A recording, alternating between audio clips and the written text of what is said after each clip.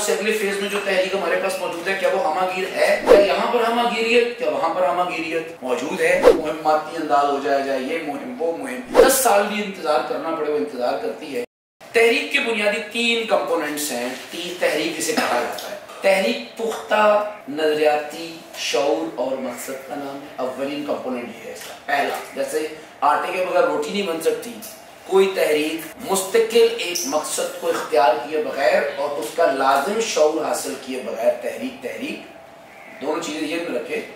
صرف مقصد ہی نہیں ہونا چاہیے بلکہ مقصد کا کیا ہونا چاہیے، انٹر کنیکٹڈ کیا ہونا چاہیے، باہم مربوط شعور مسلسل حاصل کرنا۔ سب سے پہلی آیت وجود بخشتی ہے تحریک کو، اقرا بسم ربک الذی خلق، علم بنیاد بنتا ہے اور علم بھی ہمہ جہت ہے،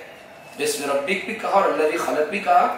بسم ربک کا مطلب یہ دونوں طرح کی ڈائمنشن کا علم۔ بسم ربک یعنی آپ کے حلال اور حرام کی ساری لیجسلیشن جو ہے وہ رب کے ریفرنس میں ہوگی، اور الذی خلق سے کیا مراد ہے کہ آپ کی تمام تر ضروریات اور ایجادات کا علم جو ہے وہ سارے کا سارا کس کے ریفرنس سے آئے گا، اس کے استعمال کا علم سارے کا سارا کس کے ریفرنس سے آئے گا۔ تو گویا کہ تحریک کو اور تحریک اسلامی جس کے بانی حضور نبی کریم صلی اللہ علیہ وسلم ہے اور اللہ نے مبعوث فرمایا ہے، ان کے اوپر اترنے والی پہلی آیت اس بات کی تائید کر رہی ہے کہ پہلا کمپوننٹ جو تحریک اسلامی کا ہے وہ کیا ہے، پختہ نظریہ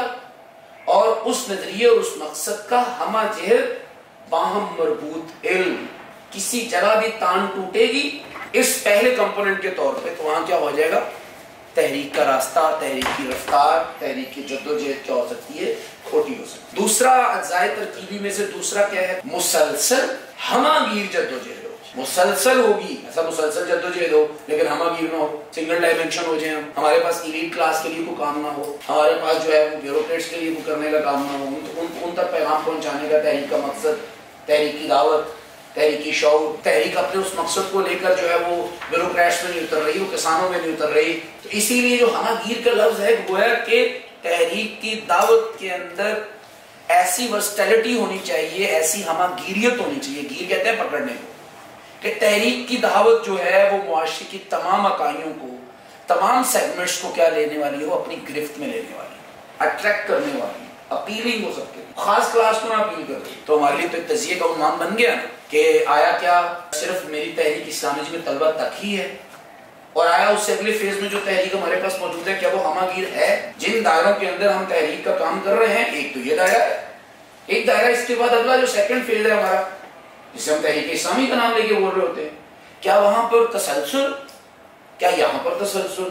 کیا یہاں پر ہمہ گیریت، کیا وہاں پر ہمہ گیریت موجود ہے؟ یہ واقعتاً اس بنیادی تعریف کے تناظر کے اندر یہ واقعتاً ہمارے لیے ایک سوچنے کا کیا ہے۔ تو گویا کہ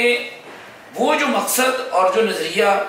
جس کا آپ نے باہم مربوط شعور حاصل کر رہے ہیں، مسلسل شعور حاصل کر رہے ہیں، علمی پختگی ہے، نظریاتی وارفتگی ہے،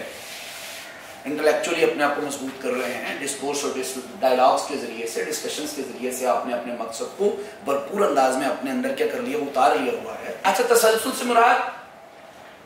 جو ہے وہ کنٹینیوسلی اور مسلسل حرکت کا نام نہیں ہوتا،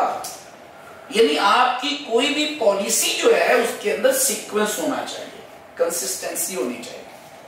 وہ ملٹیپلائی ہو رہی ہوگی آگے، آپ فرق سمجھ رہے ہیں، ملٹیپلائی ہو رہی ہوگی۔ تو جب تسلسل کی بات کی جا رہی ہے تو فزیکل ایکٹیونیس کی بات نہیں کی جائے گی، کہ مہماتی انداز ہو جائے یہ مہم وہ مہم نہیں، ان مہمات کا چاہے وہ انڈور مہمات ہوں یا آؤٹ ڈور مہمات ہوں گی، ان کے درمیان کیا ہونا چاہیے، باہم